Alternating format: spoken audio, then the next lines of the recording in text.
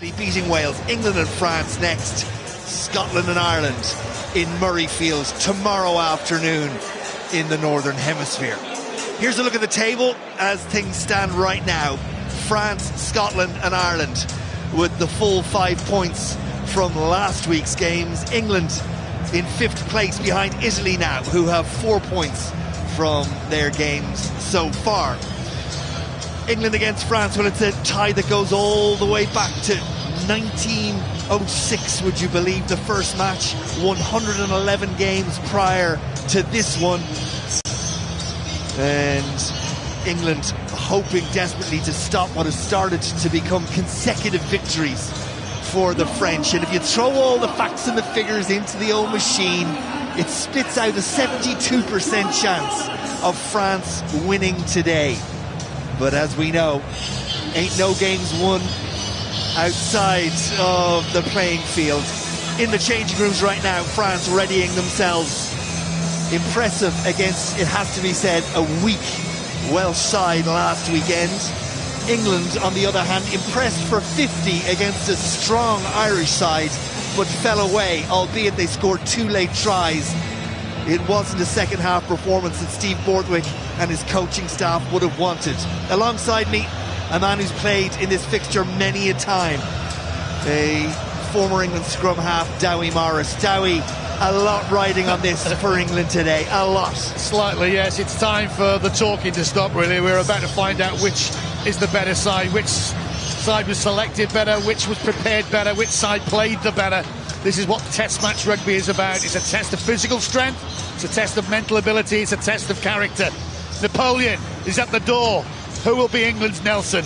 Let the battle commence. And there he is, right on cue, Antoine Dupont, the head of the French team, at the head of everything that they do well. Remember, last season he wasn't involved in this game. It was Nolan Laguerre who played at scrum half. And, well, maybe France got a little closer than some had expected to losing that one. 33 points to 31, the final score. The year before that, back here, the Allianz Stadium in Twickenham, of course, a record day for the French, winning by 53 points to 10. But right now, it's all about the present. And right now, England and France are entering the arena.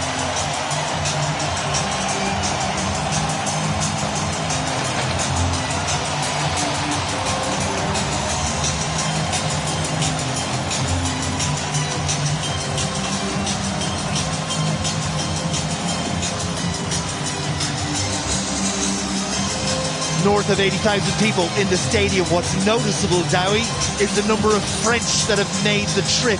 There's a real spring in the step of French rugby. There's a belief that this is their year and they're following their team. After the disappointment of the World Cup, yes, and that first showing against Wales, they were strong. Wales were woeful, but they've still got to put a side away. That boy is back. He is, not arguably for me, the greatest rugby player that's ever existed. And I'll say that in the professional area and the amateur area, he has that much influence.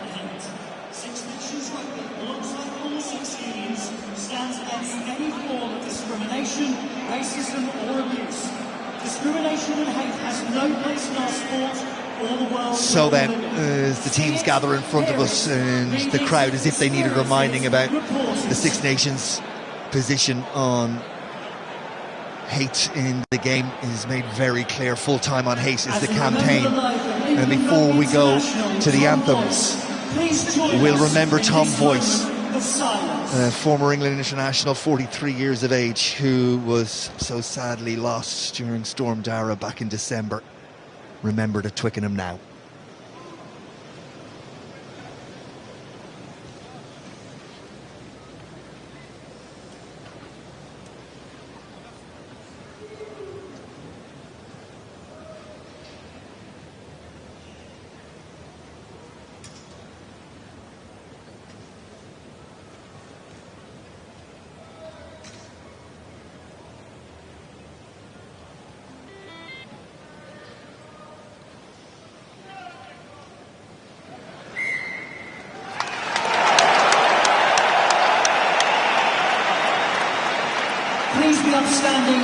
possible. A very poignant moment at the Allianz Stadium in Twickenham. Time for the anthems.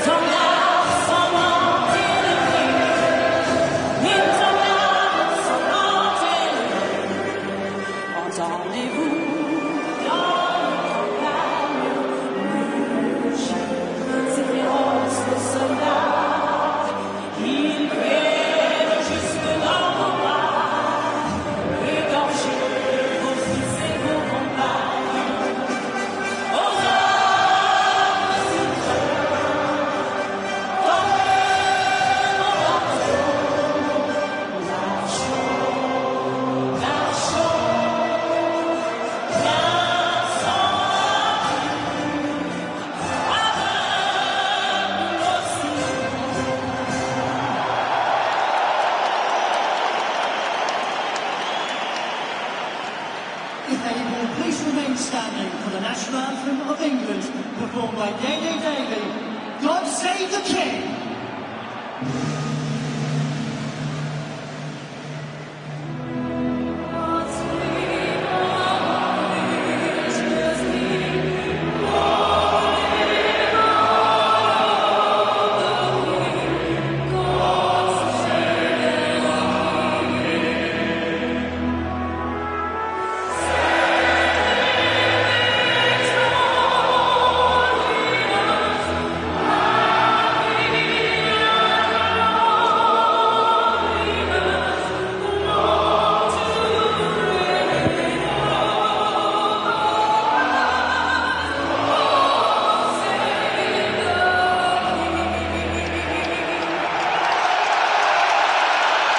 It's all bubbling up rather nicely for Le Crunch as we take a final check on the two sides that will start at the Allianz Stadium in Twickenham.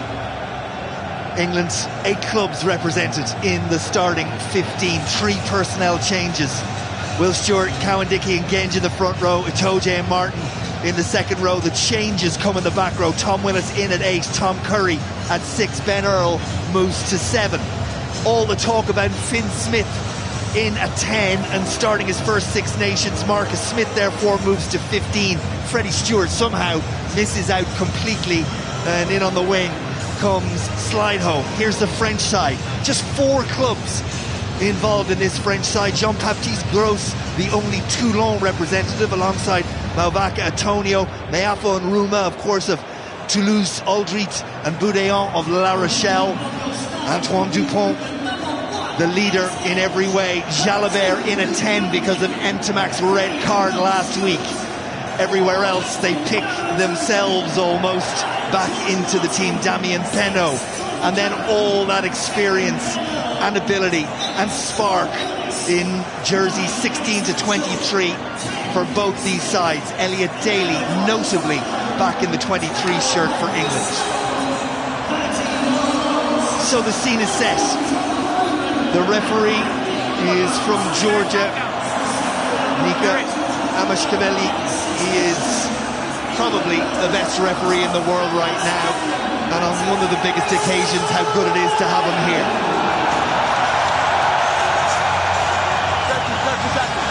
30 seconds. Sorry? 30 seconds. So then, we're just about set to go in a Six Nations for 2025. It won't be decided this afternoon, but it will go a long way to deciding the fate of England in particular in this year's championship. A loss against Ireland last week, can they bounce back? Okay, sorry, no countdown, on me. On me, no countdown, on me, I'm gonna whistle. It's the 112th meeting of England and France, and we're off at the Allianz. And France will immediately want to try and take the sting out of this home crowd, settle into those patterns and do what we know they do so well. For England, the challenge, well, Dowie, it's fronting up front to start with. We're getting parity. That That should be a given, really, with the grunt and the snarl this England pack will put out, especially at home. But again, it'll be interesting to see how the kicking game happens. Marcus Smith taking that one as a flat kick from France. That's going to be so important. They will target him. Ben Earl brings it back. Yeah, Marcus Smith can expect to see a lot of the ball in the opening part of this game. And, well, Finn Smith will learn, as Prendergast did last week, you just don't have that extra quarter of a second at international level. It's not like playing at Franklin's Gardens. It's gone. You've got to make those decisions and make them count. Taken on by Tom Willison, then over the top it goes, and France happy through Ramos to play the ball. Ball is out. Ball was out really before. Interesting to see what the approach of France is to this game. Dupont will, of course, set the standard, set the tempo, and set out the stall. The rain earlier suggested there would be a lot of kicking. It's now gone away. Will they kick as much? That one bubbles up nicely for Marcus Smith. That creativity from the back is what Borthwick and co wanted to see, combining with Freeman there, but just knocking it forward. But you can see what Marcus Smith is there to do for England. Absolutely, that ball was kicked, that was touched actually in flight from Dupont, so that was where it was a little bit flat. Gave him time to have a think about attacking the midfield and going out the right-hand side. It's the wraparound pass coming back to him, unfortunately, tries to offload. Let's go, lads. And Jalibert there, like Golan, he's there with a defensive play. You talked about France, how do they perform? But actually, if you just watch their back three, every time they kick two, they look to be very, very direct. Come in the field to give a target for their forwards. The home crowd are in full voice. Here we go. This is where it happens. These are the beasts of the night. Crouch! Will Stewart, Luke Cowan, Dickie Ellis Genge in that front row for England. Right, the listen. mammoth frame of You need to be patient on the call. You're pre-engaging both of you, okay? Don't overly stay on the spot when you go down. Quick reset, let's go. Give the space. I tell you what, you can hear the French crowd here. They have travelled. They have travelled. Marseille has been ringing up in the West Car Park. It's now in the stadium. Both sides looking for a good start. But again, it comes through here, as they say in France, no scrum, no game. England, of course, lost 7 of the last 9. Their 2 victories against Japan. But they have won their last 2 Six Nations matches here. And they'll want to continue on that vein as Dupont goes cross-field, and out there is Damien Penaud, and it was only half a metre away from perfection from Dupont to the returning Penaud. Ollie Slightom's got to be so careful. He was not looking there for that kick straight away from Dupont. This is the guy that likes to, run with the ball more than he actually kicks it. Last weekend he had sort of 22 pieces of play. He kicked 9 of them but ran 13 back. So that's how explosive, how his mind works, pulling the strings all the time. So Slightom, you've got to be careful of that winger coming down Yara. Wow. Big tackle straight away from France around the fringes. They'll do that all evening as Mitchell goes to the sky and Penaud comes forward and gathers it really well. Slide home got there. France, another big hit. Genge part of the double team effort on Antonio. Dupont, Jalibert, Ramos, and out there is Barassi, and back to BLBRE, but it's knocked forward. And Alex Mitchell sees a bit of space, but doesn't execute. But no advantage coming. England, well, sometimes when the ball is kicked, referee says advantage over. He's going to give England the benefit of the doubt on that occasion. That's what Antoine Dupont is questioning. Knock on here. Indeed, BLBRE. If he just takes that ball, I know there's defence coming across, but again, he's such a live wire, such an instinctive try scorer. Who knows what would happen? And unfortunately, that ball hasn't stuck. Like you said, there was a bit of rain earlier on. It is cold out there. But it was cold in Paris last Friday. And that's the other thing, actually, they've had as Galtier looks on, they've had an extra day or so to prepare for this game. The physical nature of it being, plus at half-time last Friday, they actually brought on all the bench almost, so they've had half a game off. Steve Borthwick. 57 caps for England, remember, Fabien Galtier before him, 64 caps for France. They know what it's like in the trenches, both of them. Crouch! Points! Sit! Hold!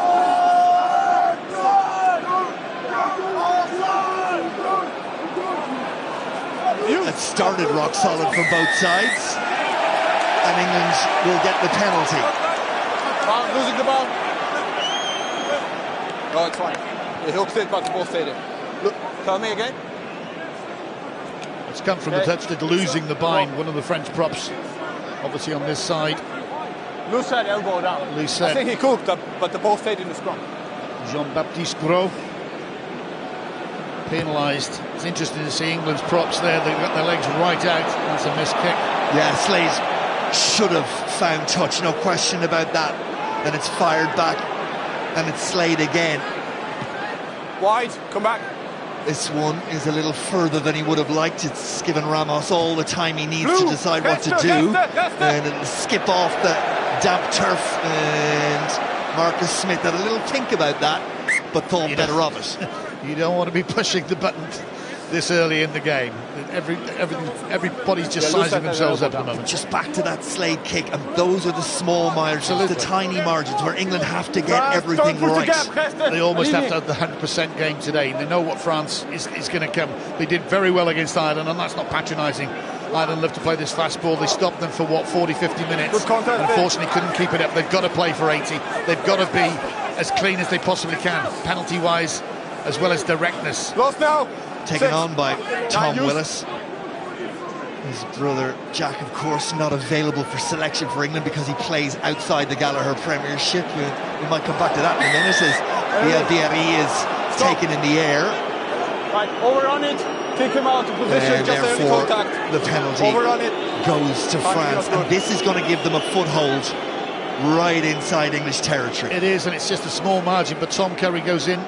It's actually Freeman, I apologise, Freeman goes in and just, you cannot touch the man in the air. I mean, it's not malicious, it's not dirty, it's not nothing.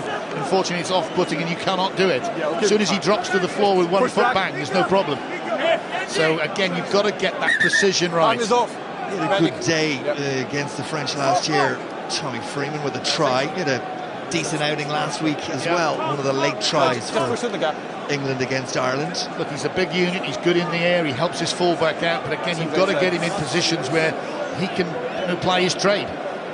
You know, France will make sure that Bielbieri will be somewhere around about. Penaud, obviously, that try-scoring machine that is, Penaud, unbelievable strike rate. These are the guys that they know can change games in an instant. Get him with ball in hand. Gareth Southgate left of picture in attendance. Is he after a job?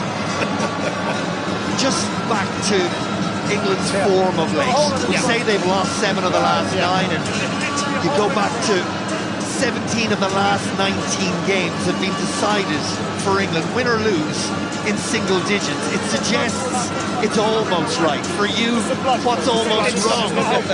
I think it's the consistent thing, it's the message of not being able to actually play for those 80 minutes. It's the ability that they have to concentrate. Everyone's after it. Everyone likes to beat England, full stop. You know, you're Irish. You know exactly what it means that almost your season is sorted. That's the pressure you've got to deal with. Borthwick is trying things, and I think sometimes he's a little bit inconsistent. I think his benches are not as strong as he should be. It's a learning process, but again, the Twickenham crowd demand that this team wins, so it's quite plausible they can today. We'll have to see. Malvaca and that, well, juggernaut of a French pack go to work. As mobile and creative as they are from 9 to 15, they are men mountains from 1 to 8. They can play it just about any way you want. Aldrit takes it on. 18 carries last week against the Welsh. Now it's the turn of La Rochelle's Paul Boudin. Jalabert, Bielbieri, Ramos. Penaud was outside him, held on. Bit of momentum building for the French, but England looked to shut that down. It was Curry who came shooting out of the line. and did exactly what his defence needed him to do. Absolutely, he's leading the defence there. Normally you come out as the line, but he's seen something. But straight away, France, out of absolutely nothing, they've only taken the ball in twice. Bielbarré comes out from his left wing onto his right, puts Ramos in through the gap, and that's quite alarming. That's the second break straight away, and Kerry's done something. I think he's slightly offside, but again, it's the referees in charge. You've got to charge off that line. You've got to stop the momentum that France will bring their big ball carriers. You've got to slow the ball up. Everything they did against Ireland almost for those first 50. But you've got to keep it going. But that's good from Curry. Better picture in the last scrum. A little bit of concern for George Martin, and while he receives attention, Nika Amushkeli is having a little word with the French pack about their scrummaging. Good luck with that.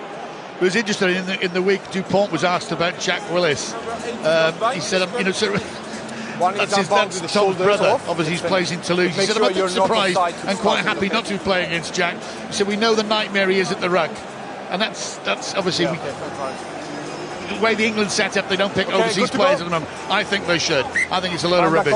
You pick your best team. Jack Willis is pulling up trees in Toulouse. Well, you talk about overseas eligible English players, and you think of Jack Willis and Dave Ribbons and Kyle Sinclair and Joe Marchant and Harry Arundel and Owen Farrell and Courtney Laws, and I could go on. Absolutely. Why not? South Africa do it. It's, it's... The decision is one with the RFU, and it's one that's designed in principle to protect the Gallagher Premiership. It is, and it's my opinion that they should open it up a bit more. We will leave it there, we'll park it. Where's this scrum going to be parked? Mitchell's feet, rock solid scrum. That will be a confidence booster as Slade puts boot to ball, and that's a reasonably solid exit from England. Different exit using Slade's left boot there. Absolutely. 71 caps for Henry Slade. You forget how experienced he is. I love the balance with him. Pulled back inside for Aldrit by Moefana. Dupont. Scrum half there once again. England have again done a solid job in the first defensive effort. Now the kick goes in behind, but it's a not particularly good one from Barisi. Right, offside. England had a little moment or two with balls that were kicked in behind them last week against Ireland. Well, they had a moment or two with people running over them defensively as well. Offside. Mitchell and Marcus Smith on a couple of occasions, but you can't let that happen. Unfortunately, you've got to try and get hold of a leg or something, but this is a penalty. Sits in number 1, the loose head. That's Ellis Genge, Bristol prop, and this is right in front. Toji is going to have a word with the ref. We will listen in. It was a moment. Barassi's kick, well, he had the ability to do that because the advantage was being played for the infringement from Genge, and it gives France the opening opportunity. Thomas Ramos. And he doesn't miss very often. Last week, the first 4 tries were both on the right hand side, both on the left hand side, and he just slotted them nonchalantly straight through the middle. And this is right in front. 8 points against Wales in round 1, opening opportunity against England in round 2, and he's fluffed his lines. You see what I did there? I did the jinx. Well, that is so unlike France, so unlike Ramos. They normally get the position, get the penalty, and come away with the points. So, a let off. If you're joining us late, that's the voice of former England international Dowie Morris as Bielbarré takes it in, and now Ramos plays scrum half, and it's popped off to Jean-Baptiste Gros, the only Toulon player in the starting 15. Backline made up of Toulouse and Bordeaux players alone. Ramos, Jalabert, Bielbarré, Maro Itoje hunts him down, and France, a couple of carries, nothing gained. Antonio sort of popped it on to Greg Aldrit.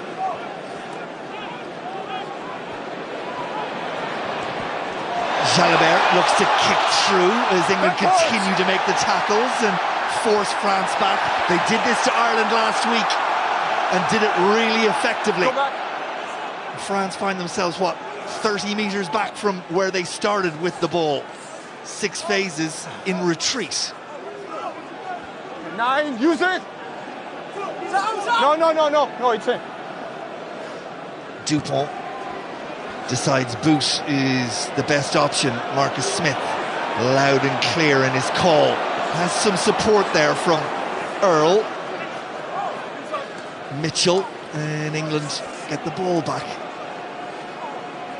Then Smith, little dink in behind, but not a particularly good one. And France have unlocked England just a little here. Ramos started, Moefana, then Bielbieri, but didn't Finn Smith that is, do really well to get across and make the tackle. Jalibert, Antonio, soft hands for a big man. Aldrit, straight and true into his opposite number on his shoulder. Goudeon, play on, says the referee. Penaud, eye off the ball, and France have made an error or two, and England up the ante just a little bit. Slide home, making Penaud realise he's not going to get it all his own way. That's good, I like it. It's England-France, and that's Penaud, 36 tries in 53 games. That's not a bad strike rate. And there you go. This one is gone. No need for it. Okay? He's just saying hello. I think Slidehome's lucky to get away with that one.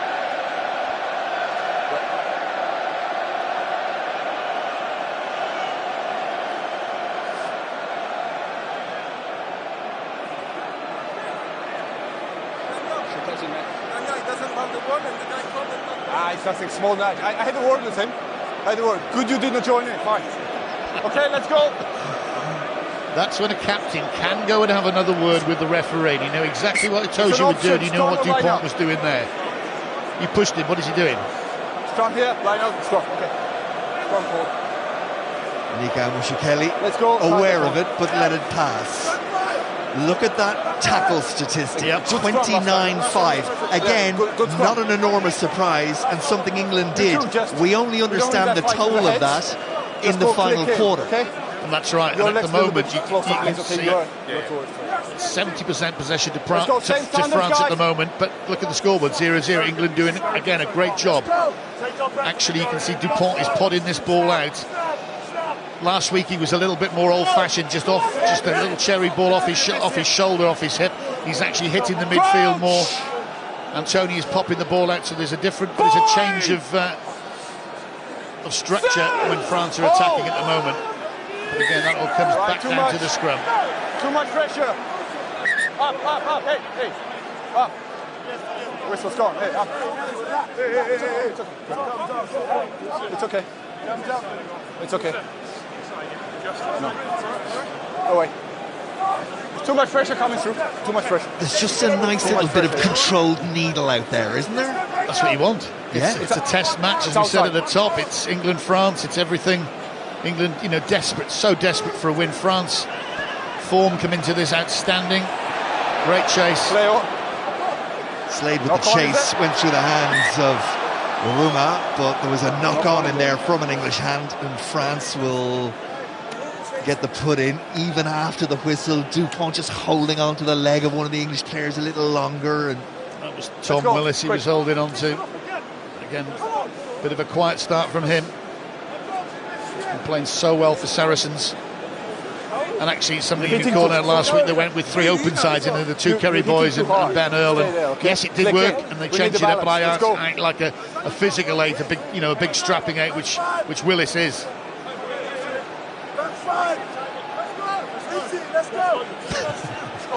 There should be a shot. Well, there is a shot clock on. There should be 30 seconds or so, isn't it? But they're taking a little bit longer. As the referee said before, there's too much pressure coming through. That means basically France are hitting in too early. Crouch, pause, engage, and then you can just put the weight on. Oh, it's bind, isn't it? Yeah. Set, hold. Dupont's feet. And England were getting a little shove on there, so France choose to use it, and it's with Ramos who kicks in behind. Marcus Smith had a little look to see who was coming. It's Bielbieri, and Smith uses slide home as a great decoy and gets up to the 22. And that one, I think, is inch perfect. Smith there to do just that. You've got good eyesight, if you can see that perfect. It is, because the toucher went straight to it. Again, it's nothing really on. You don't want to force it. You can see Curry.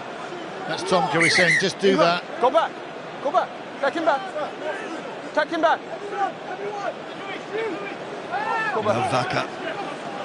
Little variation at the front. Doesn't give England a chance to compete. Moefana will carry it in, and Dupont carries from Francois Kroos. No, 50-22 ball is carried in. Dupont with a little kick over the top that's not going to go anywhere in particular, but England are going to play it. Could have dotted it down, but downfield it goes. Jalibert, Dupont, Penaud. That was flat at best. Ramos back into a little bit of traffic. Curry for a moment felt he could get a hold of it, and did better than that. Turned it over. Really good work from Tom Curry. 3 turnovers against Ireland last week. Opens his account after a huge defensive effort in the opening 10 minutes. Now he goes to work on the poach. And that's his bread and butter. You can just see, wait. He knows Ramos is going to hit the floor, and as long as he's supported his own weight, he's over. There is nothing the referee can do with that other than award England a penalty. The crowd like it. The crowd are on the feet. That's Tom Curry at his best. And his brother wasn't bad last week. He was out 4 dominant tackles. That's when he stops someone right on that gain line. He's on the bench. You'll see him a bit later. Cowan Dickey and England just outside the French 22. Finn Smith. We haven't seen much of Ollie Lawrence in the opening quarter of this game. Smith, and inside is slide home into the 22. Mitchell probing. England continue to probe, and France for a moment look a little rattled. Smith again. Jalibert goes to work. No, you pulled away from cool. You pulled away. Barassi saw it for a moment. Mitchell, though, will continue to drive England forward. Just 6 meters short now, England. Terrific opportunity to maybe get the opening score. Moefana stops Lawrence going anywhere, and France get over it and secure possession. We'll confirm that in just a moment, because Penaud is not hanging around. On we go. France looking to turn defence into attack. We've seen them do this at Twickenham before, where they go one end to the other, and they're looking to do it again. Ramos, Dupont, and with the line at his mercy, the greatest show in town is fallible. He is human. And again, this comes, so you can see the referee was going to give a penalty. That's Mario Toja over the ball. It's come back to French when he said, OK, jouez, play on. For me, that is the wrong decision. Anyway, France, Ramos, you think for all love, no money, that ball comes left. Finn Smith ain't going to catch Dupont. He's as quick as a gazelle. Unfortunately, he's got grease on his hands. For once, the Wonder Kid drops that ball. Penaud on that right-hand side early on in the half. This time on the left-hand side. They go 50, 60, 70 yards up the field. And England were pushing so well down that far side, but the infringement at the breakdown, I think it was off feet, was the decision. France weren't hanging around to hear the referee explain. Off Penaud took, and when he went, the other 14 went with them, and we've seen France, well, they've scored some magnificent tries in this stadium under those sorts of circumstances, but they just couldn't find the final pass, and there is a heavy sigh of relief around Twickenham right now. There is, but again, Penaud knows that you've got to be back 10. A quick tap is he's not too risky. It's where you go from there, and they nearly went the length. Great play. The France of old. Cowan Dickey is put under pressure. France steal one. Right inside prime property. And Dupont is at the base. They have options both sides. They continue out that right-hand side. It's Gross who carries, and Dupont again, and little pop, and they keep it tight. Try and drive some yards in and around the breakdown. Probing, continuing to push. Big frame of Meafu, 3 meters short now, maybe 4. Moefana pulls it back. Jalabert, little gap, acceleration. Penaud knocks it forward. It's fumble and stumble from France right now, but England are on a very serious warning. Well, I can't believe it. Rubat does so well, and it's normally a gifted ball at 2 ball. It's normally a banker. He's got in front of the jumper. Oh my word, what's happening? The apples are falling away from the cart. There's no Le Crunch. Galtier can't look. Everyone's got their hands. They know what it means to them. It's this opening score. England doing so well. Where are we? 21 minutes. First quarter gone. France could have had 3 scores. They haven't. Handling errors, 5 to France. Yes, it's been a little bit wet. Yes, it is a bit cold. But really, these are the top brand international players. They should be putting this away. And you read that statistic on a cold sheet of paper, and 5 handling errors doesn't look too bad. It's where those handling errors have come and when they've come. Dupont moments ago. Penaud right now. As you say, we hit the end of the first quarter.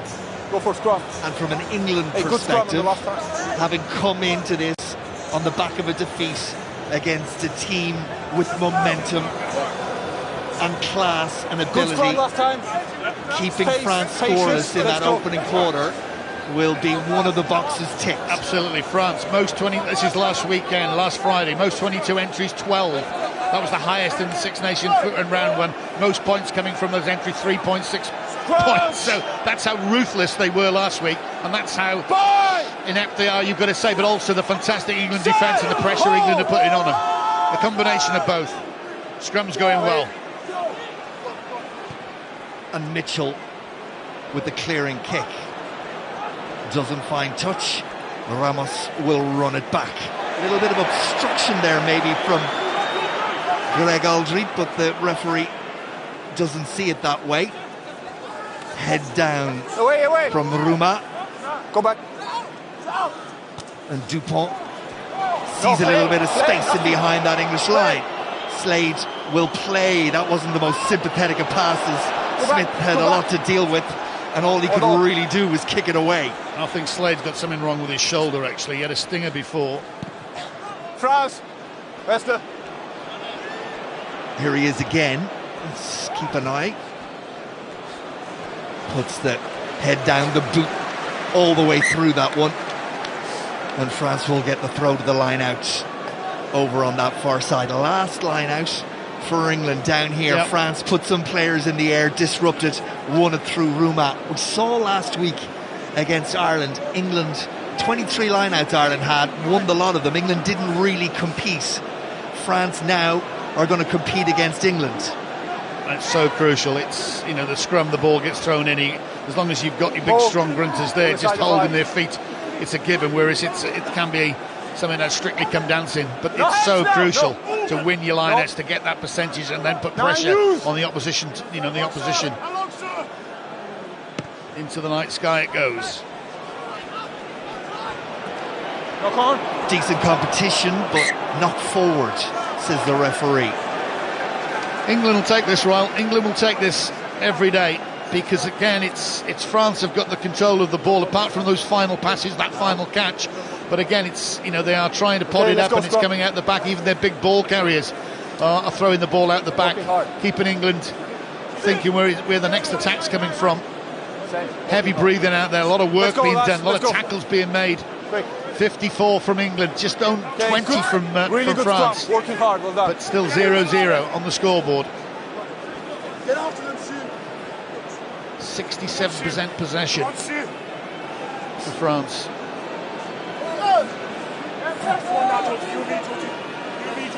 Seven tries against Wales last week for France. Just conceded 3 penalties as well. Discipline was there, but as we've seen again with Wales today, very different challenge to the one that faces them right now in the shape of England. Use the ball! England's scrum has gone well in the opening 25 minutes of this. Smith to Smith. Marcus Smith gets blocked down. No one knew where it was for a moment. That's a really good pickup from Mitchell. That's brilliant from the Northampton scrum half. No. Absolutely brilliant. Clean. Barassi was the one who blocked it down. Wasn't quite sure where it went, but Now use it! silky skills from Alex Mitchell to pick that up at pace with a couple of Frenchmen bearing down on him. And he'll complete the exit for England. But in play it remains. Ramos, Penaud, Itoje up to make the tackle on the Bordeaux winger. Through the middle comes Jean-Baptiste Gross. No, you pulled away. Big man gets the wheels moving. You better get out of the way. Tackle in midfield on Ramos. Dupont. The carry from Tackle! Boudin.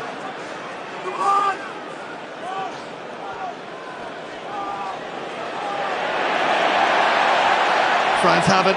And France through Merfou. But again, just not executing the way we've come to expect from France. And England will feed off those scraps and build their confidence off those scraps.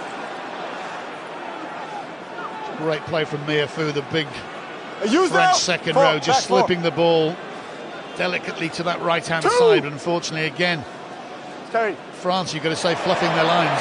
Oh, I tell you what, Marcus Smith did really well there to get out of the way of it. What would have been a big tackle from Aldrit, but the kick goes straight down the throat of Ramos, and for a moment it looked like there was plenty of space there. England have gone after it again and have turned it over again. A combination of Slade and Curry, I think. I think a combination of the Twickenham crowd as well. Oh, and Lawrence in there. There were white bodies aplenty. It doesn't matter who is there, they've got a turnover, crucial turnover.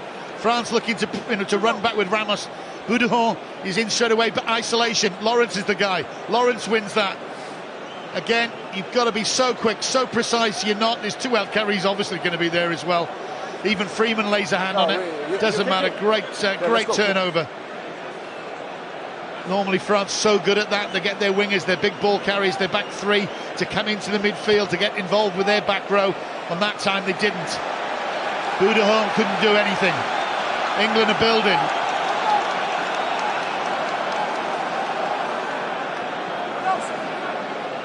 Catch and drive. Is it a shortened line out? Yeah, so they've put some big runners in the midfield. Ollie Lawrence, watch out! England's line out malfunctions when they need it. Just outside that French 22. Advantage over. Only 6% of the game is being played inside that French 22. It's been hard to get in there.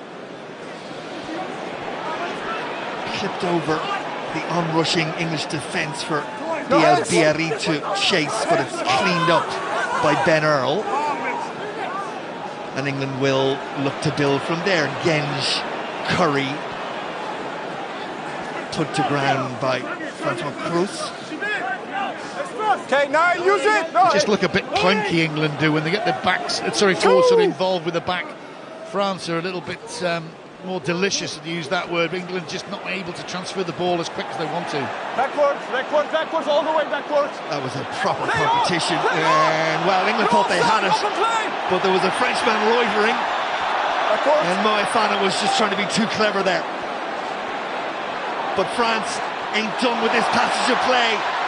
Beautifully constructed. It looked dead, but they've manufactured something magnificent. Only France.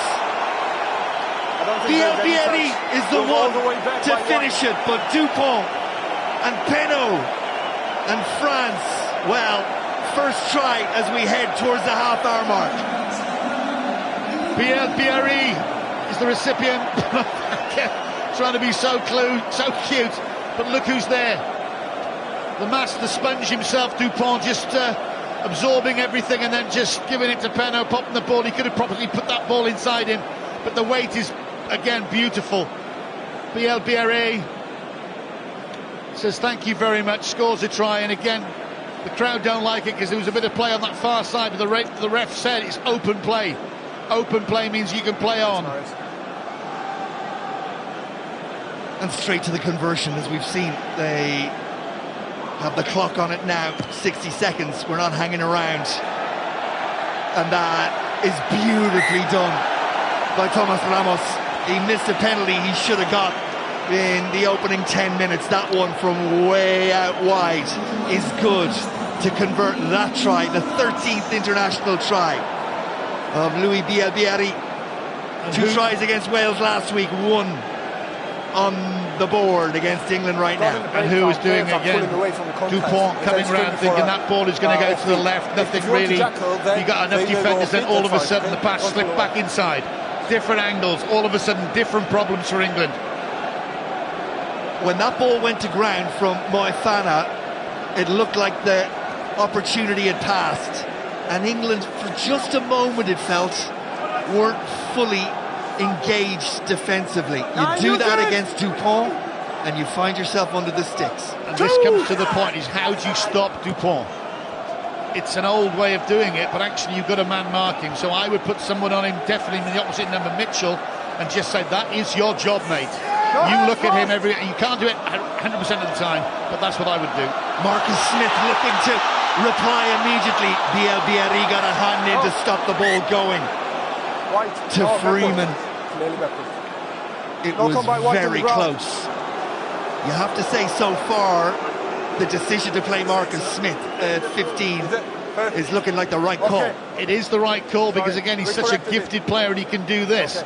If you know, things were different and they wanted to pepper the skies, I don't know. You need I think for me, you need a bigger fullback there. But again, the crowd are not liking this because he's gone forward from a white hand. Bielbieri initially. And he has now given this. Sorry, I apologise to everyone listening. He had given the scrum to France, and now he's changed it to. We're having a good to England, so but there is a bit of again, movement I'm not before going to spoil this. It's outstanding. Yeah, okay, let's go. Quick, let's go, lads.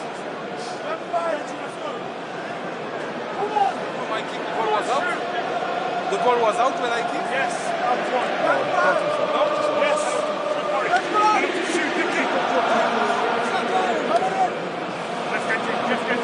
Crouch! The benches are going to be really important. Can the sort of 60-minute mark, especially the guys in that front row. You have to say there's more experience in the French bench than England in that position. Mitchell off, another strong scrum. Freeman comes in off his wing and does well. It looked like he was going to be stopped in his tracks. He pumps those big legs and gets England moving forward. Finn Smith with a kick in behind. Ramos fumbles it a little bit, but does enough to secure possession. England throw numbers at the breakdown. They've turned it over. And France have turned it back. No, by leg. It was by leg. What a moment. England still in play. Here's Henry Slade. Freeman calling for it over on this near side. Slade runs towards him. Freeman bounces off one, off two, looking for support. Mitchell is there, round the corner. And would you believe it, the prop forward, Jean-Baptiste Gros, is the one back to dot it down for France. Oh, this is bubbling up beautifully. The crowd behind us have gone absolutely mad. The crowd in the stadium, we've got Matt Slade, superb. Again, Wabaka misses the tackle on Freeman. Back outside, Mitchell again. Beautiful play, beautiful play. The only thing he could do. Grow is back to save the day, but he's taking it over. 5-metre scrum. It's up to the big boys now. Time is off. Well, not surprisingly, France's prop forward is taking a knee. What to say? The professional players will listen in. Okay, he's up, so we carry on. Let's go, you okay? Yeah, the referee just got a let's go. call from his TMO, who's Marcus van der Vesthuizen, the South African, but nothing there for him to consider, and we'll resume with the scrum. Well, are England going to be cute here? I don't think they've got the strength to take France over. I hope I'm wrong on this. But actually, what does Willis want to do from the base of the scrum? What does Mitchell want to do? The new rule is now that Dupont cannot put any pressure on that 9. He can only stay right in the middle there. So that gives you a little bit more chance and a little bit more time to do what you want in constructing a move. It's a golden opportunity for England as we tick towards the end of the first half. Freeman is held up short. Mitchell.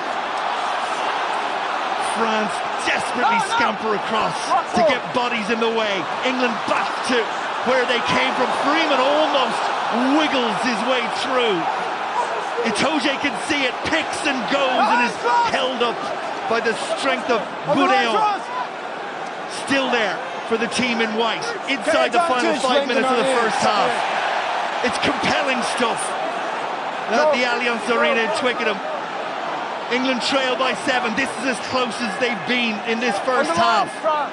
Couple of opportunities earlier, weren't quite able to execute. Can they now? Genge, Curry, Smith picks it up, it's bobbling, but it's found its way all the way to Ollie Lawrence, and he's in under the sticks, and it wasn't pretty. In fact, it was ugly. But right now, England and their supporters don't care. Will it stand? Well, the referee and touches have gone straight to have a chat. Again, I'm just looking at Ollie Lawrence's line there. Superb, you're not stopping him. He was playing an advantage. So onto the decision is a try. We just need to check there is a knock-on. I have checked that it's backwards. Okay, it's backwards. Try stands, okay. Yeah. It stands.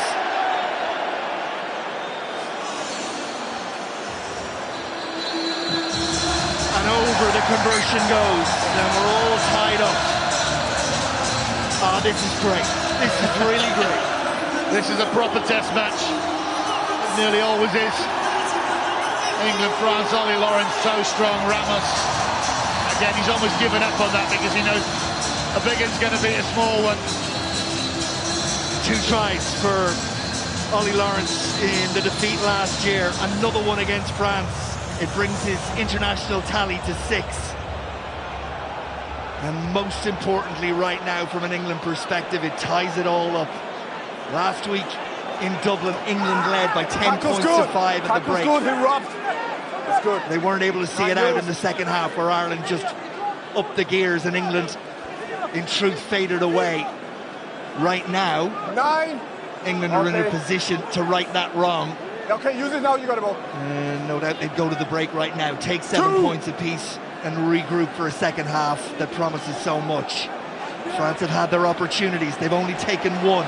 Ramos looks to get more before the break, but will go back. Far side, obstruction called by the assistant referee, who is Andrea Piardi, the Italian. And as Ramos takes this ball, it's Pano who gets in the way of the slide home. I don't know what he's supposed to do, to be honest. But he can see again straight away France want to move that ball, but it's not happening. England get that decision, that's good. They'll pump it in the corner, they've got plenty of time. When 2 minutes. You ask what can he do? The truth is, he can't get in the way. He should never have run that line back in the first place, because he's blocking the English runners from getting there. Yeah, but he's running back naturally. I'm just saying, I'm delighted with the penalty. I'm just saying, I don't think he's just coming back to help. You don't have to get out of the way. True. There you go. England, come on. What's an advantage? Knocked forward by Curry. Ramos. Big gap opened up in front of Thomas Ramos, and he goes through it. But that's robbed by Willis, done really well. The referee says no. Back will come. Dupont with an audacious back spin pass. Okay, the Garrick did one against Wales, didn't they, last year when Dupont wasn't about. He was on his 7th hiatus, and Dupont fires one into the midfield. Penny, for your thoughts, Mr. Galtier. You'll be having to, you won't be changing all these your substitutes at half-time, I'm sure of that. A happier man. But can his charges keep going for the next 40, causing problems? France not precise as they normally are. Possession in the last 10. There you go, 71 England. They soaked it up for the opening 30 minutes. They've reaped the reward of that in the last 10. Hold! Not used. Dupont, Jalibert, flat kick, thrust towards that touchline. That is an absolute cracker. That's the one where the 8 members of the pack turn around and say, "Thank you, Matthew, merci." Yes, indeed. That was a... Gap. You could almost say not his greatest, didn't quite hit it, but he hit it absolutely perfectly the way you wanted to do. Slow, underneath the trajectory, getting into there. He couldn't get a 50-22 because there was cover, so he's gone a little bit shorter. Now's a good time to put some pressure on the England line out. Come England, do you secure ball and get this ball off? Okay. Not convincing, but nonetheless enough. The clock goes red. Mitchell checks with the referee. The time is up, and that will be that for a first half that's been intense, intriguing, engaging. Ollie Lawrence with the try in the 36th minute that was converted by Marcus Smith after Dupont and Penaud created for that man, the Biarri. It all adds up to even Steven. But boy, you don't want to miss the second 40. Half-time at the Allianz Stadium. England 7, France 7.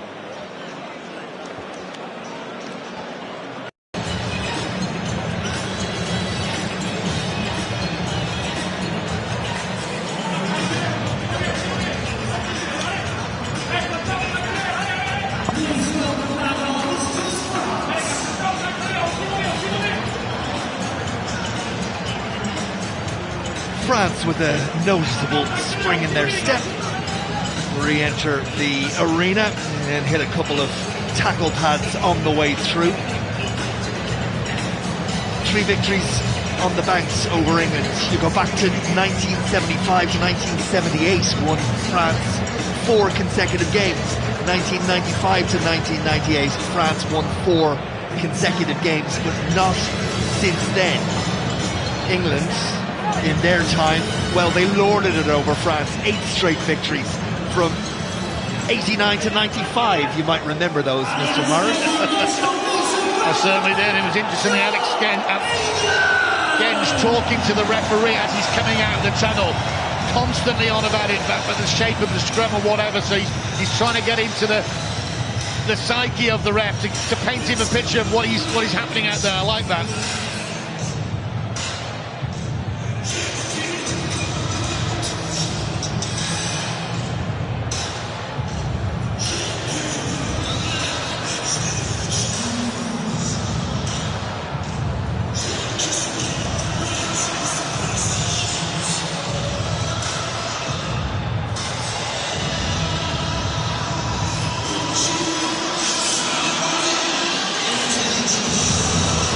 Time is on.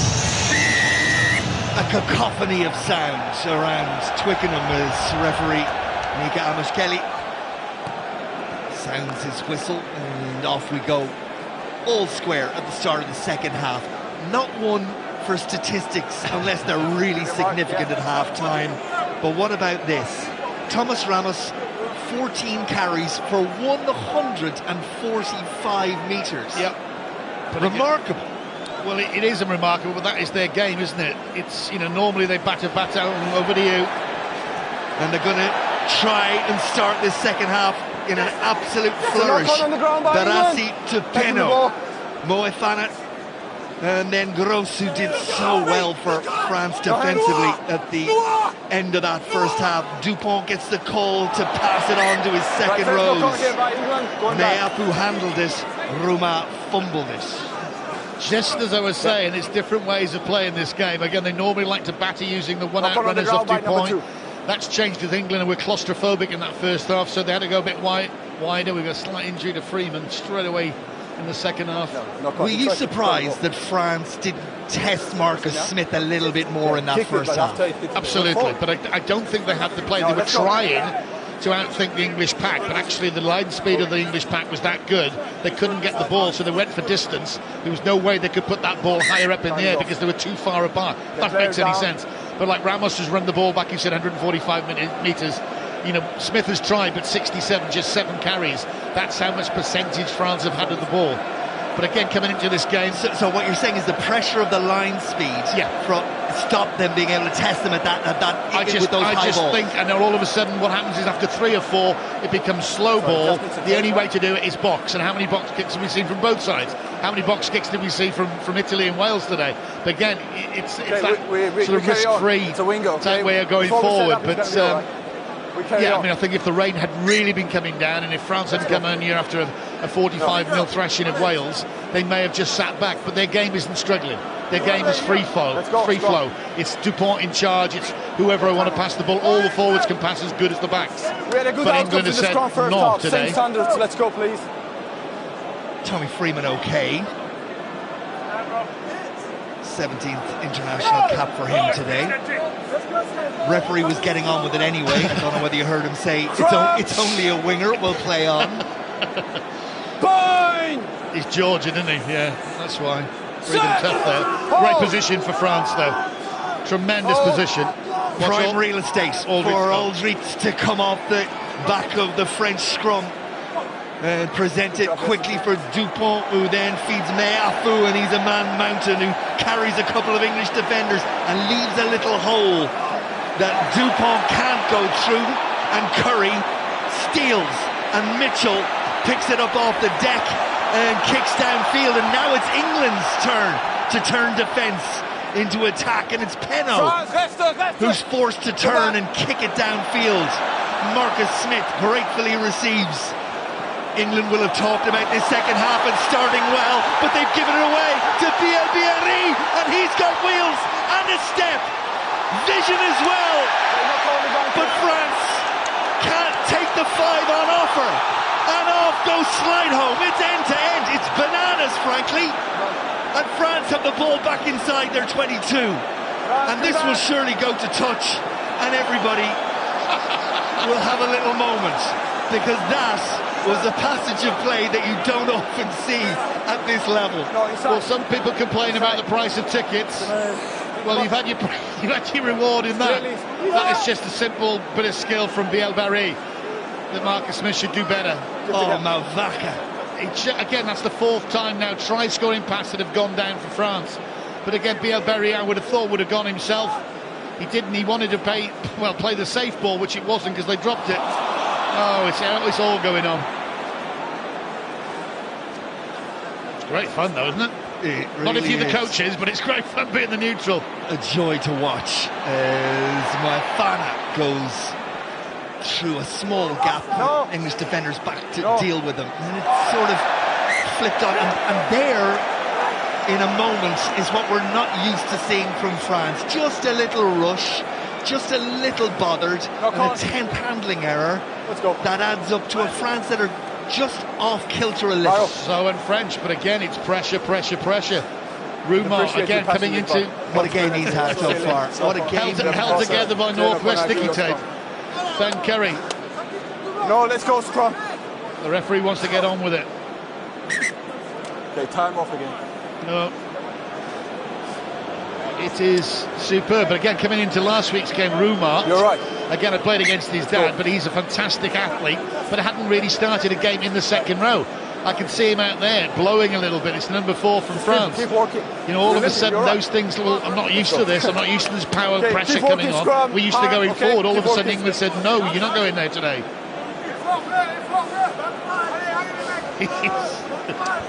Steady, no movement before He's 55 years old. He'll be 75 years old by the end of this. There's Wigglesworth, the other scrum half. Crouch! Skills coach. Boy! He'll be happier than Fabien Gaultier. Hold! Last hold! Work! Use!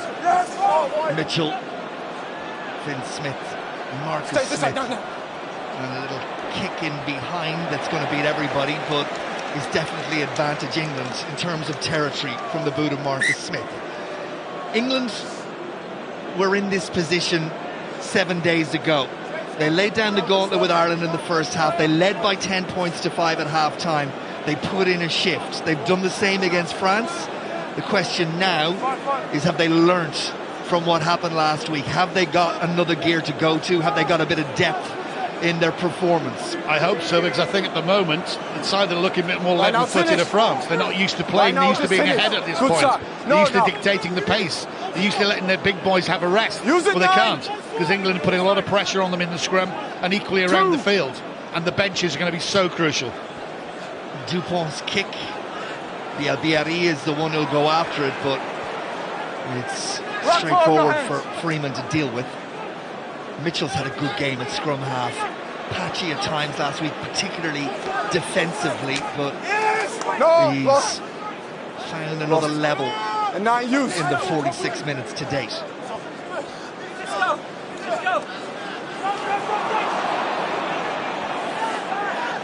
It's a good carry from Tom Willis. Looked like he was going to be put to ground. Got yards after contact. Mitchell to the air. Jalibert immediately looks for the attacking flair of Bielbiari, but Earl alive to it, and now England look to turn the screw on France, but Marcus Smith caught kicking it. Penaud, if he had that back, he'd do it very differently. But it builds a bit of pressure. That was Dupont on Smith.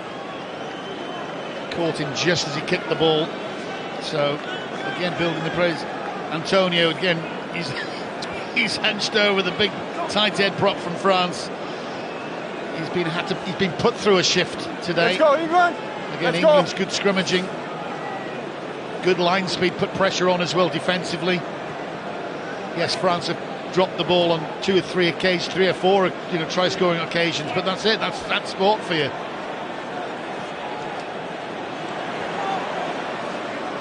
Aldrit carries it forward. Dupont and Meafou.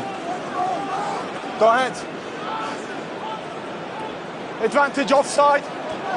Moefana. Advantage being played to France. It's in a very kickable position if France choose to go that route. Right now they have a free play. Jalibert. Penaud. Advantage France. Still advantage being played and none really accruing. England continuing that line speed tempo. What will the decision be here? I think they'll go for 3 personally. I think they'll close everything down or calm everything down. Antoine Dupont saw a little gap. And England had backs turned. Or Dupont taps it, goes and scores a try. It's up to you, isn't it? Okay, sorry. I think they go for 3. There's no Hold back line, just build the score. Things aren't going well for you. You get your team ahead. Shot goal. A couple of French players down below us readying themselves to come into the game. It's number 19 Hugo Aradou, was offside, who will come in for Alexander Rouma, and Oscar Jégu, wearing 21, will come in for Paul Gounéon. Just on that moment from Dupont, it almost sounds ridiculous to say it, but the sevens experience for him seems to give him just even more, just a little bit more vision and a little bit more advantage as Ramos settles himself to give France the lead at the start of the second half. Straight and true as you'd expect from there, from a player of Ramos's ability, and France lead it by 10 points to 7. Number 4 and number 7 blue change. Correct decision to go for 3. Now, these boys can come on from a French point of view and sort of light it up a little bit more energy, obviously, fresher legs.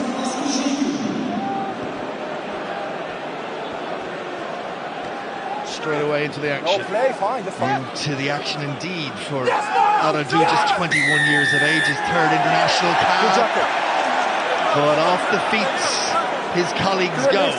Good jackal. And holding on is the official decision. Holding on. England get the penalty. Was it a Toje? The cameras are on him. We will see from here. Well taken. Fantastic take there, and all of a sudden it's a Toje. Shoulder charge decision as well. Antonio want to be careful of that.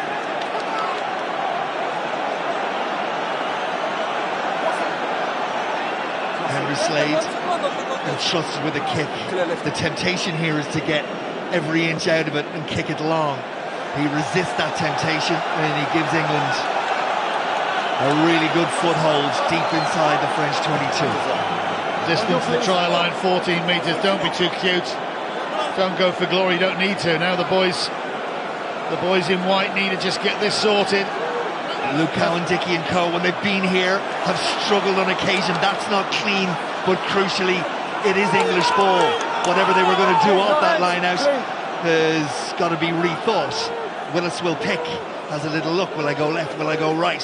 Takes on the size of that French back row, and in go France. And Mauvaka is the one who's getting the pats on the shoulder. And that's the difference in international rugby than playing Premiership Saracens rugby. You can see Willis there, he just goes, he fights too hard actually. Puts the ball back when actually you just got to bide your time a little bit, then present it. He didn't have the combined oomph with him. England change. Wriggled too much. 17 for England. Into the game comes Finn Baxter. He's got a face that suggests his mum should know he's out alone. He's got a frame that suggests you don't say that to him face to face. He is some player, yes, he's a baby-faced assassin. Ellis Genge is the one that makes way. Aradou takes the ball for France.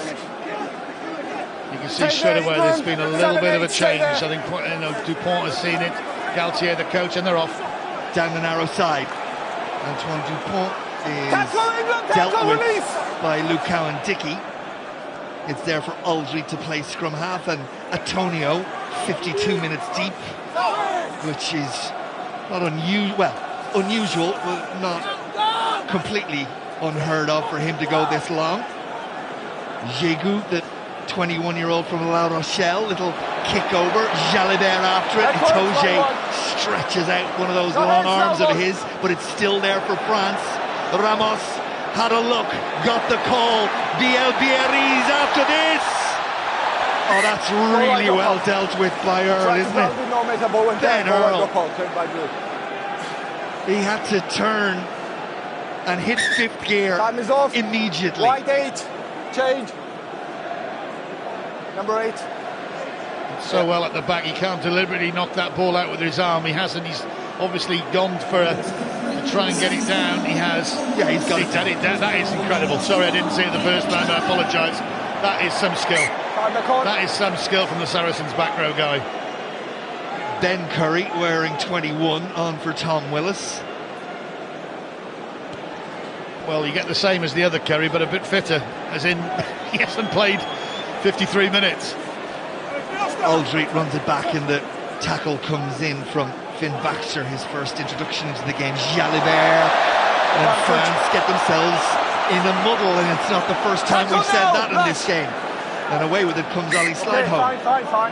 Fine. Well, they need to put some of that sticky stuff on the hands, France, because again, handling errors, what are we up to now? 10. It's so unlike France. Yeah, referee Nika Amoshukeli. Well, he should have a camera mounted on his chest right there, but a little bit earlier on, the French forwards took care of that, and it's there no longer. Yeah, let's go. There's been a bit of friendly fire. Yeah. Anyway, he doesn't need a camera. He's had a very good game. He's been at the heart of everything. He's had the assistants helping him out, the TMO. Most of the 80,000 people are twicking him as well, so he's had a good game. Okay, let's go.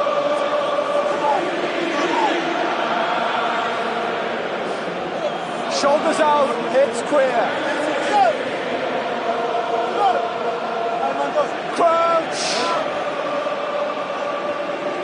Point. Set. Hold. Shrill blast of the whistle. And that was only going one way. Referee was very clear. 17 elbow. Dupont has done a fantastic job of refereeing that game, because again, the guy's gone down. Whether it's Finn Baxter, I am no expert in scrummaging, neither are you, Ryle. He's gone down. Watch him. There he goes. He just turns. Shot call. So the test judge says something, and straight away the referee's up in the air. Well, it was Andrea Piardi again on this near side that made the call on Finn Baxter up against Antonio, and the experience of the La Rochelle front forward there to be seen. That's a new front row, and it is a, well, sizable unit. We'll get there in a moment. Ramos with the opportunity to extend France's lead to 6 points. Botched one early in the game. He's been foot perfect since up on the flags. It's England 7, France 13. And now the changes come in the front row. Out go Antonio, Malvaca and Gross. In comes Julien Marchand at hooker, Cyril Bay, and the man mountain that is George Henry Coulomb. And this is what happened for me with Ireland last week against England. The bench came on, it almost strengthened them. These guys are as good, if not. Well, Freeman and Mitchell have combined on that restart to give England a foothold deep inside French territory. Carry from Baxter.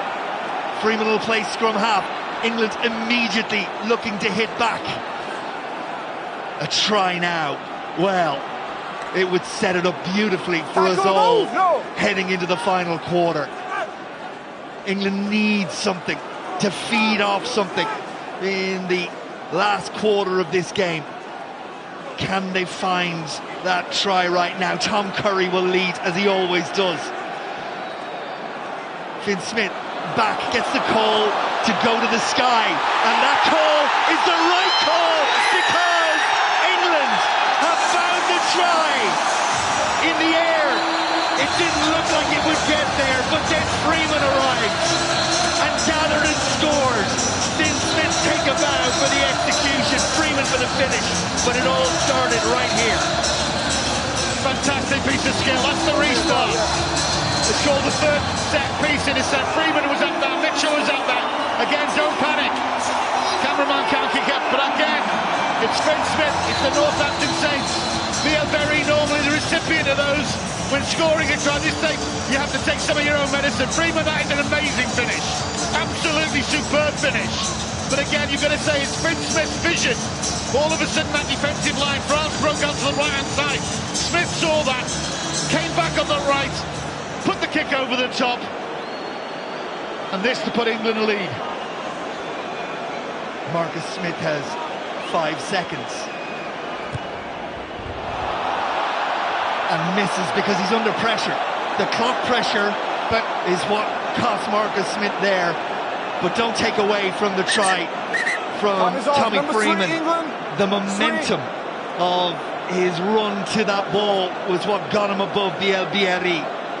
That was just a thing of beauty again. It was the vision from Finn Smith. Everything, oh yeah, he's just put the ball on his boot. All of a sudden, France went the other way to defend, thinking England were going to attack that left-hand side. Smith's put the ball up. Now England just take this ball down and just exit properly. It's Ben Earl that goes on one of those runs of his. Change again for England in the front row. Joe Hayes in, which means that Will Stewart is gone. No hands. Now use it. Don't be too cute. That's it. Just get it up in the air. Chase as a line. Slide home after this one. Ramos there. That was a fair competition. Knocked forward by an English hand, so advantage of a scrum there for France. Dupont. Jalibert. He's all action, all business. Advantage is gone. Bielberry. Lovely hands. Jégu. Tackle when it needed to be a good one was from Finn Smith. Advantage being played to France. Slowed down by England at the last breakdown. Jalibert and France winding it up. Into the 22 goes Kroos. Dupont. Narrow side being used. Cyril Bay drags France about 8 meters short. England being asked to defend yet again. Tired bodies being asked to do what they've done for an hour now. Hit anything that moves in blue. No. Dupont. Jégu. England's line speed still good, still holding that line, even when Meafu comes. Dupont, Baye skipped, Bielbieri, they're going to do it on the outside! Damien Penaud had the try line at his mercy in the first half and couldn't find a way home. On this occasion, he was never going to be stopped. The hard work done by the pack, the finish from Bielbieri and Penaud combining. Well, the two of them in the first half couldn't catch a cold, could they? On a cold day at Twickenham, but all of a sudden they've lit that paper. Bielbieri again got caught out a little bit, you've got to say, but it was a superb kick for Finn Smith, that England try. This time he puts his partner in crime home. The left wing combining with the right wing. Penaud goes up another notch. He scores tries for fun in a French shirt. Back from that toe injury. But we've got a test match on here. Watch the shot clock, top left, 10 seconds. Again, not a huge amount of time to settle. And it kisses the post on the right-hand side, but kisses it goodbye. 6-point game, 19 minutes left on the clock. You watch that, England bring in reinforcements. Jamie George comes in for Luke Cowan-Dickey and hooker. Chesham comes in, and just trying to see who's gone. Might be Willis. Martin, I think, the big lump from sorry, George Martin, I should say, absolutely. Apologies. You got a 6-point ball game, 7 points obviously for a try and conversion. Into the last quarter. I think coming into this game, England would have bitten your hand off to be in this position. Marcus Smith. This guy's got a battery that'll go all day. No, not on the ball. Alex Mitchell. There's still a spring in the English step. Slade pokes one in behind. Ramos plays sweeper. That's fine. Again, put the ball in behind. As long as it's in front of the forwards, you're doing a job. Jamie George now. Normally as efficient as Luke Littler. Always hits his man. There you go. 98 international caps of experience finds Chesham in England. Through Slade and Marcus Smith. Ollie Lawrence wrapped up. Barassi felt like he had it. Super work. Curry's on his shoulder. England 7 meters short. Mitchell, Marcus Smith in his desperation to get a hold of the ball. Watch out. Knocks it forward, and France through Penaud sweep it up, and they try, as they always do, to turn defence into attack. But here, really well done from George to Curry, but then Marcus Smith just couldn't get a hold of it. Again, it was Finn Smith that put George through the gap. Again, it's just fired at him. I think what was Mitchell was looking for a forward runner rather than the back, but there was an overlap on that left-hand side. It had to go left. It was just the precision. We saw that for France in that first half when it didn't go to hand on a couple of 3 occasions. But what a break from Jamie George. What an impact from the ex-England hooker and captain. New personnel. Patience, pace, respected, okay? He had a nervous opening 5 or 10, and not unreasonably so, Finn Smith, but as the game has gone on, he's shown his class, settled into it, and he is making England tick. It's a step up. He knew he was going to start, so it's his first start. Yes, he's come off the bench, that's different. Look, he's come through the Wush system. He got made redundant by that. He's getting the Northampton Saints, put him into a couple of finals. He's a good player. He'll get better and better. Dupont. Marcus Smith was managing the touchline, makes his way across to gather in the midfield. He will come back. Keep coming that back. one Keep coming back. is further than he would like it. And Ramos, once he got there, had comfortable time to call the mark. It was just too far. Again, it just needs to be just falling outside that 22, so Ramos is going to really think about it. There was no pressure on him.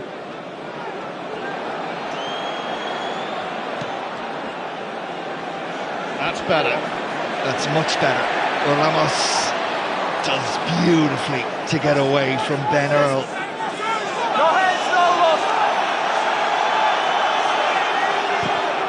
Dupont and France potentially dodging one there at the breakdown, but Marcus Smith will try and find a hole. Moefana made the tackle. Hayes pulls it back. Finn Smith, and now Chesham, who's just a terrific ball carrier, not held in the tackle, entitled to get back on his feet and go again. Finn Smith, you can see him now. The engine is fully on. Chesham is next to carry. Second carry for him. Tom Curry. Clean. Where is it for Mitchell? Slower ball. Finn Smith has it and delays the pass, takes it to the line and takes the tackle. Hurt his knee, I think, but we'll follow that in a moment. Itoje. Lawrence, that might work out. Bounces up. Jalabert was alive to the issue. Knocked forward by Aradou and picked up by Lawrence, and it's there for Mitchell. Just for a moment, France looks stretched defensively. Jamie George, Henry Slade has the vision to pop it in behind. Bielbieri has the awareness to deal with it. But we're going to come back. France were offside, it's a penalty. England are throwing the kitchen sink at this. They are, but they're going to take 3, in my opinion. Get 3 on there, then you are really in the hunt. Yes, a converted try puts you ahead, but you've got 14 minutes. Well, helpfully for England's captain and leadership team, there's a couple of bodies on the ground, so they can have a think about what they want to do here. On the rock. You can see merit in both decisions with 14 odd minutes left in the game. I think getting a reward out of all that pressure you've just put on, you've done some great stuff. France being France, trying to play out and making their own mistakes, not looking after the ball, as we can see there from Ramos. They got away with that when they didn't get away one bit later with Ollie Lawrence. Again, more people coming on for France. They will utilise this time as well, but I would take the 3 from here. Meafu makes way for Mikel Guiard, and I think I saw Nolan Lagarec in. And sure, no, it isn't. I was thinking he hardly pulled the puck now with 14 minutes in the game on the line. They don't. It's Jalabert who's pulled.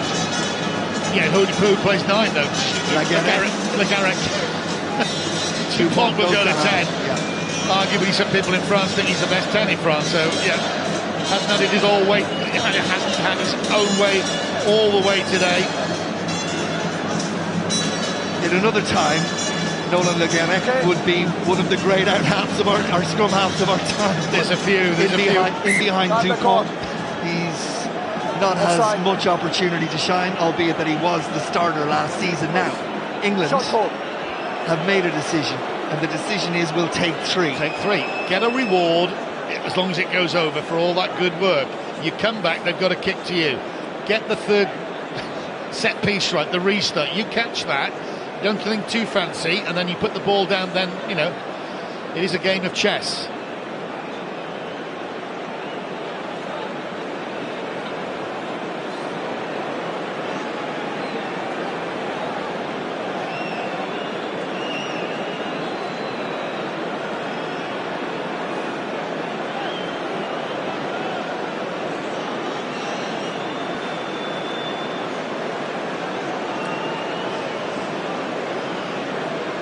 So then, Marcus Smith with the clock ticking down, but under less pressure than when converting.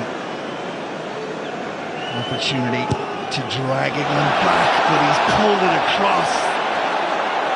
And there's groans around the stadium, and you can understand why. And Steve Borthwick, well, he tries not to show any expression, but inside he must be thinking, Marcus, why now? And you've got to say, that is the difference between certain players, that when they have the pressure come on, they can slot those. Owen Farrell springs to mind. Obviously Marcus Smith a much better attacking force than Farrell would be, but when it comes to the outcome of any cliche you want to do, but he's missed it. Will that deflate the England effort? Slide home. tries to slide it in behind. Knock on, and Slidon thinks it should be more, that he was taken out after he kicked the ball, but England will get an immediate opportunity to keep the pressure on, to attack again. Well, they're doing the right thing, and again, on this little grub kick, you can see it coming more and more into the game because it turns the defences. You know, you're not going to have to score from it, but what again it builds pressure, it keeps your momentum up.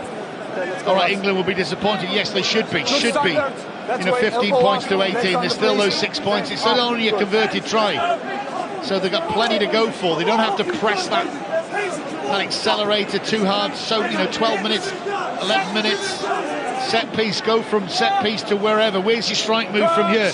For me, it'd be Ollie Lawrence. Put in Ollie Lawrence straight through the middle somewhere. Hold! England's scrum looking to get a penalty, and England's scrum delivering a penalty. And again, you have a decision to make, England. For the corner, you go in the corner now. You can't mess another one. You can't put the pressure that much on Marcus Smith, even though I'd gas Finn Smith to do it. Jamie George has already got the call. He's there, he's charging into the corner. Mario Toje, normally the safest pair of hands in the market. Here they go. Here the big steers. Here they come. Is this the game-defining moment for England? Still 10 minutes on the clock as Jamie George and England go in search of another try. Round the corner comes Tom Curry, the cavalry in behind him, and England are very, very close. Just held up short Mitchell.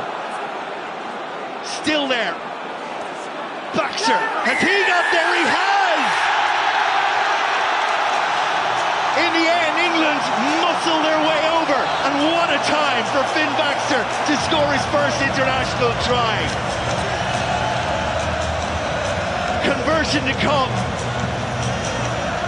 10 minutes left on the clock, and England are in dreamland. Chesham does the job initially, straight up he goes. Curry comes off the back, Mitchell wants a little stipe, and then it's a baby face to Sassin. Go on, my lad! Gets low, drives forward, and puts that ball over the line.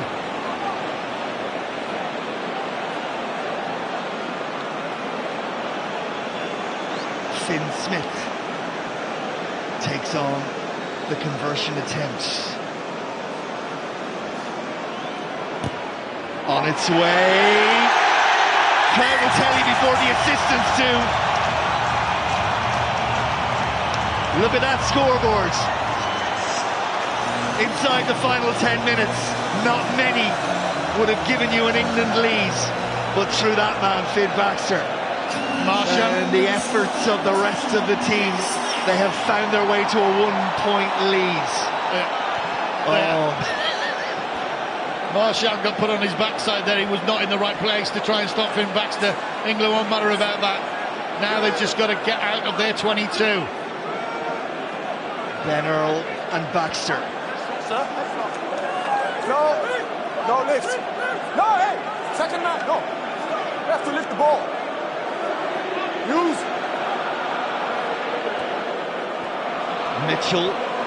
Ramos waits. Slide home up. Curry there as well. Tom Curry, that is, to force France backwards. Le Garec feeds Marchand, and he has nowhere to go. A fantastic box kick from Mitchell, absolutely on the money. Le Garec, and back there is Mitchell, who kicks crossfield. Bielbieri has got himself in the right position. And Ramos can see some space to try and exploit, but Marcus Smith is back there, and he'll call the mark. And a little bit of experience shown right there. Just calming things down, gives his forwards time to just trudge back to where he is, to get behind him. That's the scoreline. 1 point. 7.5 minutes to go. Let's go. Marcus Smith will be aiming for the halfway line. Yes, he gives the ball back to France, but then he's got to say to France, come on, you've got to come and play.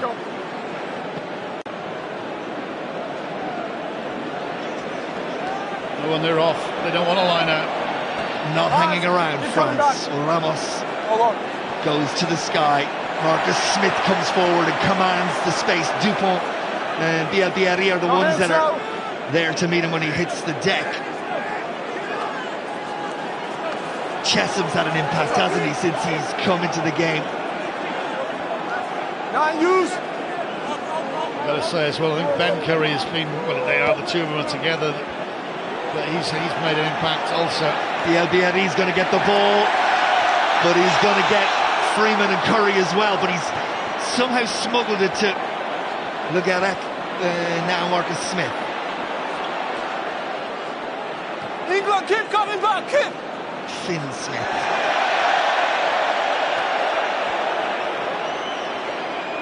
And Antoine Dupont surveys what's in front and always finds the right move. Penaud. Le Garec is in behind. Penaud picks it up, and France are threatening to finish this one right here, right now.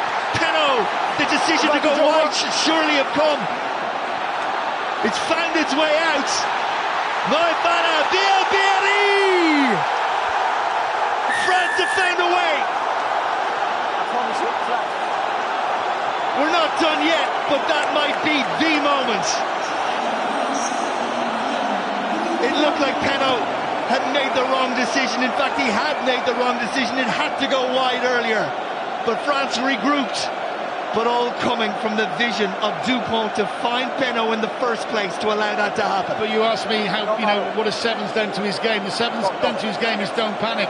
He had plenty of time before he even went to that incredible sport. But again, you could just see him there. There's three people chasing him down. Don't panic, put the ball over the top, Penaud. Experienced players know what to do when the pressure comes on. Bielbieri, I think they call him the alien.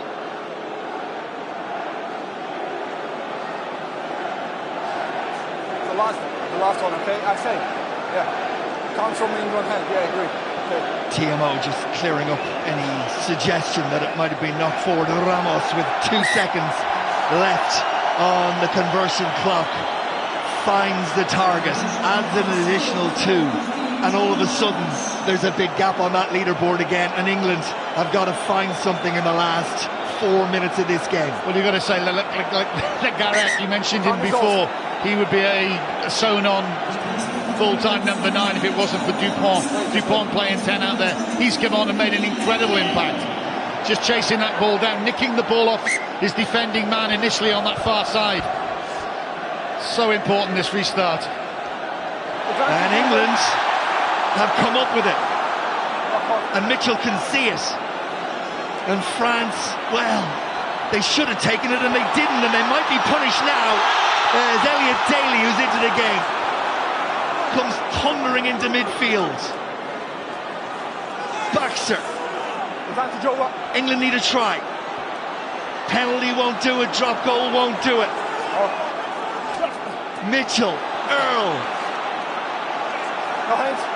Oh, what a game. It hasn't been perfect from either side, but boy, has it been a roller coaster to enjoy.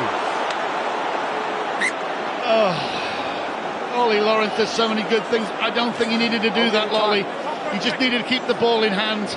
I know we've seen so many dribbling kicks through that have resulted in tries, but I think with the clock as it is, he's still got a chance. Converted try gets it there. And they go over the top to who else? Gregory Ulrich. And now they will exit from here. Okay, and the clock is not England's friend as Le Garec finds touch. Elliot Daly making the right decision, you feel, just to slow it down for a moment and allow England to work through the set play. Yes, it is. 3 minutes. What a game we've had.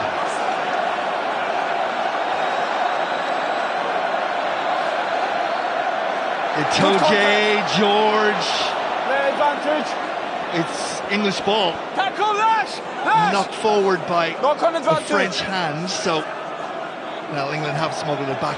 Mitchell kicks it away. Ramos.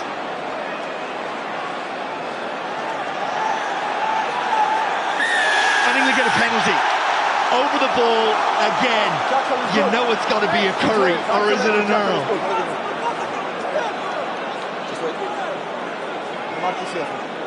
They'll share that one happily. Well, that's one job done. That's two jobs done. Jamie George and the England pack, it's now over to you to finish the day, to get three jobs done. A converted try wins it. This is the play. So England have been in this position on a couple of occasions, and the line-out hasn't done what it's needed to do. It needs to be clean ball for England, you feel. They've got to get this one right, and George and Chesham do just that. And now they go to the maul. And Jamie George has it at the back, but it's a long, long way to the promised land. Right down there. And one stop, nine. France Kick the ball.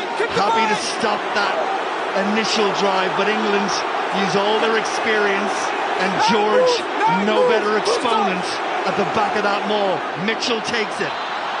Back it goes, through the centre, Daly goes, Daly!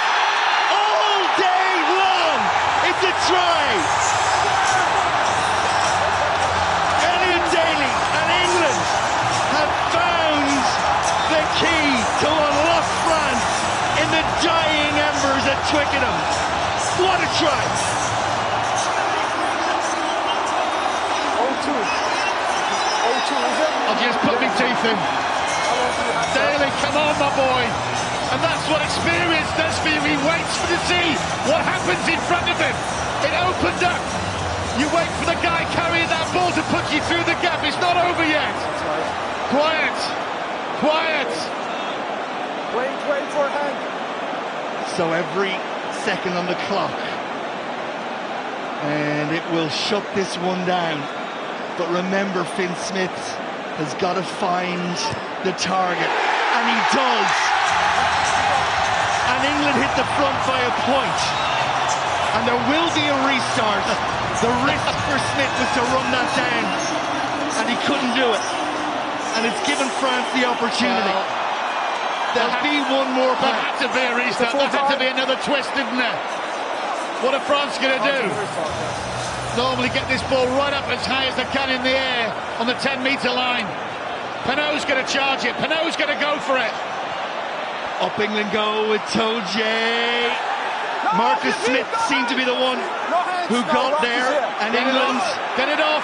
England feel this is it, and the roar confirms it is. That was one of the great test matches in the Guinness Six Nations since its inception back in the year 2000. It just had everything. Drama, excitement, the underdog story, because England were underdogs, have no doubt about that coming into this game. France, for many people, the champions in waiting, and now the Guinness Six Nations, well, it's just had the hinges blown off the doors. Scotland and Ireland will come tomorrow, but right now, England, well, they will celebrate this victory and move on. What a game. England 26, France 25.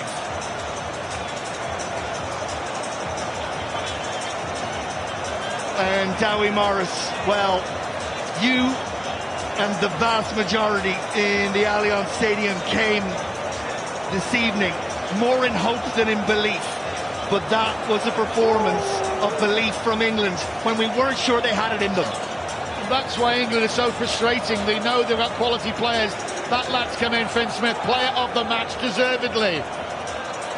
But again, you know, it didn't go well for France today, purely because the line speed, the pressure that England put on them.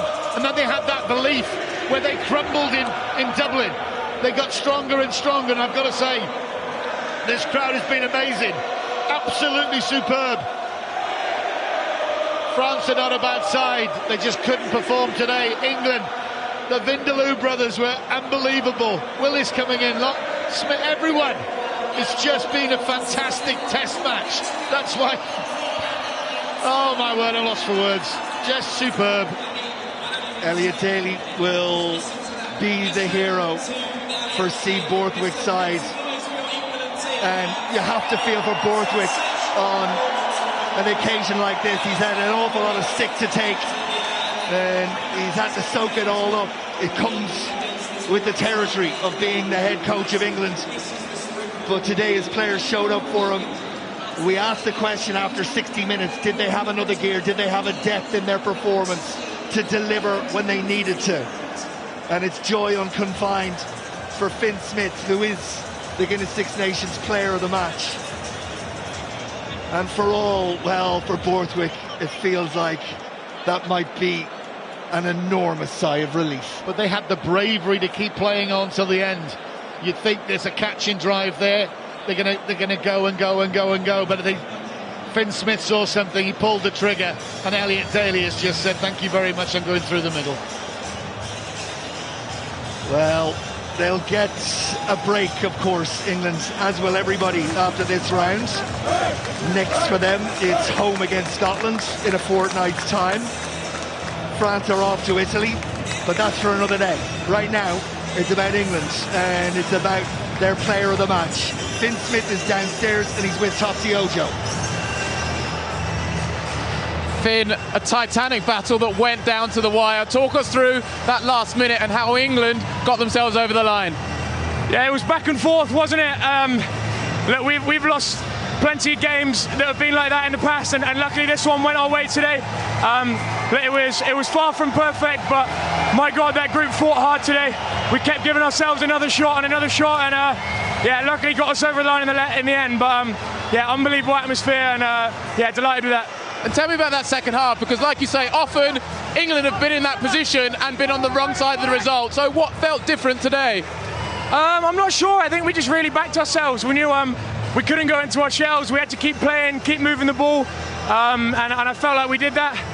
The French are an awesome outfit, and they probably let us off the hook a lot in the first half, and we felt like momentum had to come our way at some point, and it did ultimately. So yeah, really happy.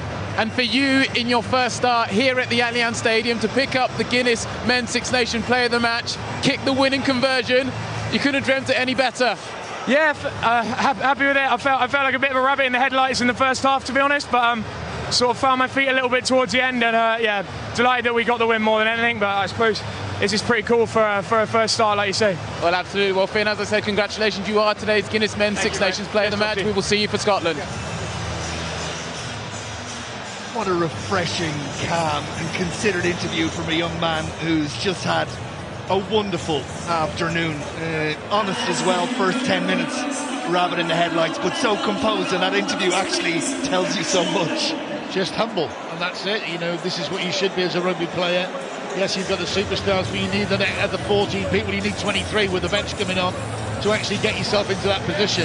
Yes, he's popped Elliot Daly for that score, but actually it's the guys that have thrown the ball in, that cut the ball, that got behind the ball, and look, they know they've been under pressure. Well, they should be. That's England. We expect more of England. You know, Borthwick and the players know that, but today they have performed. They've played the 80 minutes. They never said, right, we will shut ourselves down. We can't cope with this. They held a hand up, as you can see Finn Smith doing that there. Great performance, and I'm just so delighted. It's been a fantastic test match. Really has.